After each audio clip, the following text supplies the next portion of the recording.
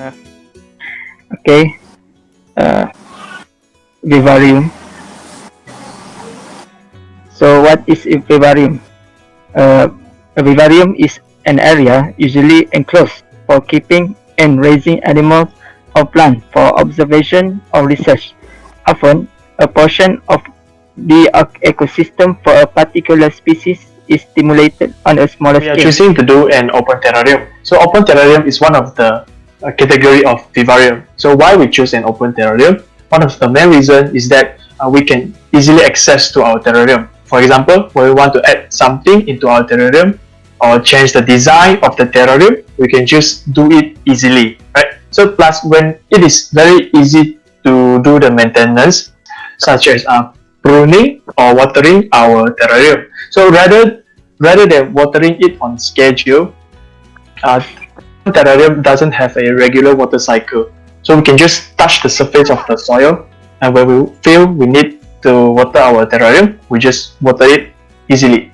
So next, as the terrarium is not enclosed, meaning that the plant are able to get the fresh air from the environment.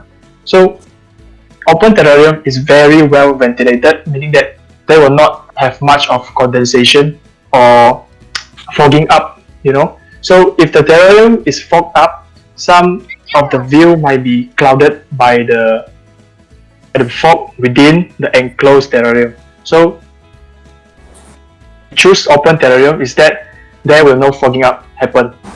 Okay, so next we are going to talk about introduction of the terrarium, how the terrarium work, material and method, and what we learned from material, and conclusion. Next, I'll pass to Faiz now. So I will talk about what is open terrarium. The open terrarium is basically a dry condition where the terrarium is exposed and affected by the surrounding environment. And it is also closed terrarium is not in an enclosed container or jar, so they are well, as I said before, it is well ventilated. So you just need to water it when it is required, when the soil is dry, something like that. And next is closed terrarium. Closed terrarium is where we keep the plant inside an enclosed container or jar.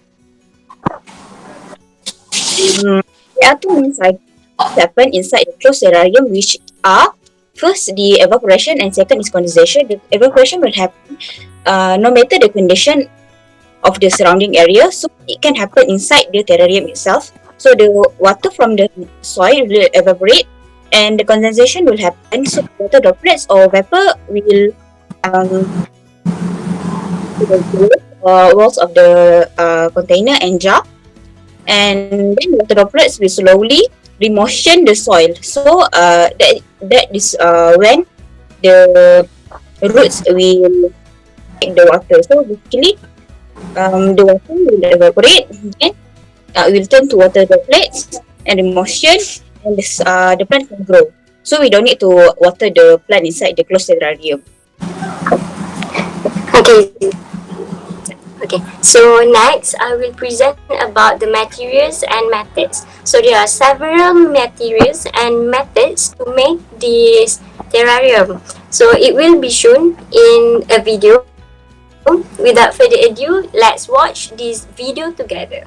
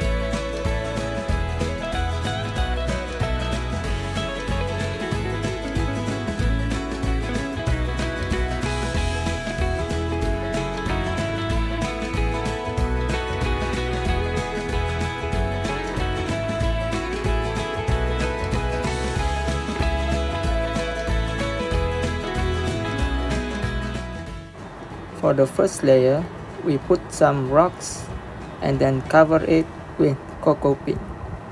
And it's gonna look like this at the bottom view.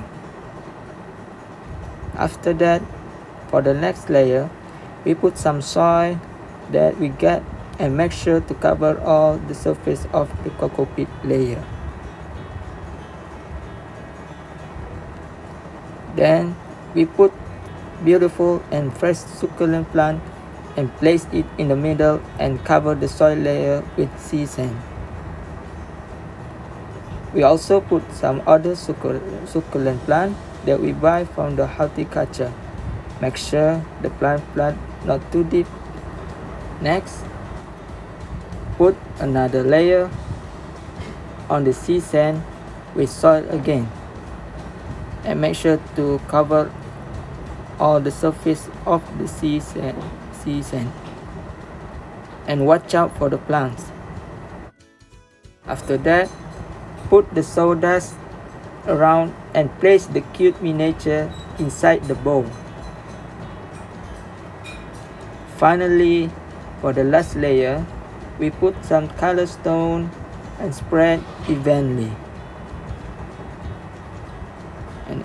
And the color stone makes the terrarium more beautiful. Okay, so this is our final result of our terrarium.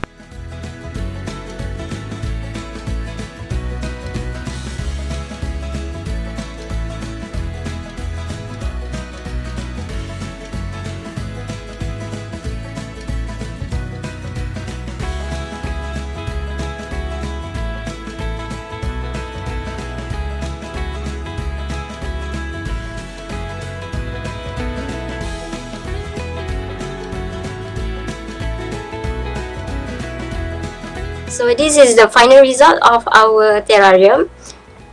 As everyone know, due to this COVID-19 pandemic, some of us cannot meet face to face. So we decided to divide our roles respectively, whereby Ahmad Zuhilmi, Ong Pechi, and Nazifatu Zakira bought some needed materials and post them to me. Meanwhile, Faizno and I met and made this wonderful terrarium together. So no matter what happened, we still managed to produce this terrarium. Next, I pass to Nazifatul. Okay, thank you, Saida. So, what we learn from making terrarium? First of all, we can develop our teamwork. Even though during pandemic, we can't meet face to face, but we can manage to work together. Then we also discover many materials can be used to make different layers such as sawdust, cocoa peat, and other materials. Furthermore, we also can encourage our creativity to organize the material well in our terrarium. Lastly, we also can improve our knowledgeable. Next, as a conclusion, terrarium helps to grow plants that would be difficult to grow in dry air. Then, terrarium also provides a compact space for a garden with a mini garden in our home. Okay, that's all from us. Thank you. Bye! Bye. Bye.